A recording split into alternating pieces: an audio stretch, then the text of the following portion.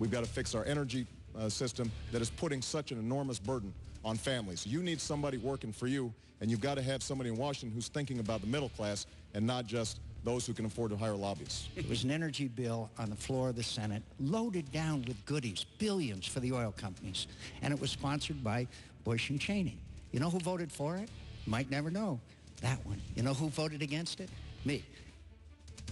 Well, that was one of the more testy exchanges in last night's debate in Nashville, and it may be one of the more telling exchanges between the two presidential candidates, because it's not just what the candidates say, but it's often how they say it that actually gives us more insight and helps more people make up their minds about who to vote for.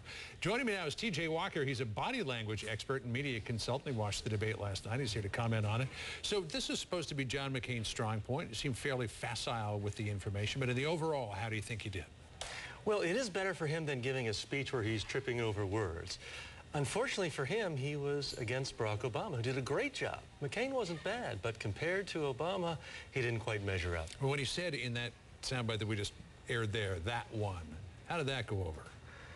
It struck some people as odd. I mean, you have to give Obama credit. He wasn't instantly shouting, oh, racism. But again, it just strikes people as odd, whether he's saying that one or my friends dozens of times. There are just certain verbal tics that come out from McCain that you don't see from Obama. He talks about he's the steady hand on the tiller, but whether it's saying awkward phrases like that or going over notes quickly, hunched over while Obama's speaking, there are just a few things off. Well, certainly the McCain campaign and the senator have done everything they can to try to portray Barack Obama as wet behind the ears, particularly in foreign policy, not ready to occupy the Oval Office at the White House. Senator Obama had a comeback to John McCain's attack on him for saying, you never announced that you're going into Pakistan to attack another country. Let's listen to how Barack Obama came back from that. Senator McCain, this is the guy who sang Bomb, Bomb, Bomb Iran, who called for the annihilation of North Korea. That, I don't think, is an example of speaking softly. This is the person who, after we hadn't even finished Afghanistan, where he said, next up, Baghdad. How did he do in that response? Did he redeem himself?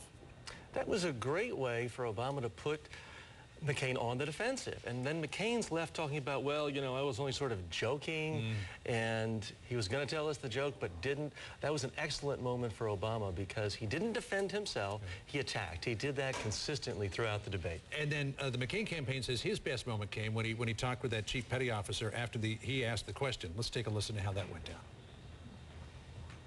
Thank you for your service to the country. I want to say everything I ever learned about leadership, I learned from a chief petty officer, and I thank you. And I thank you, my friend. Thanks for serving.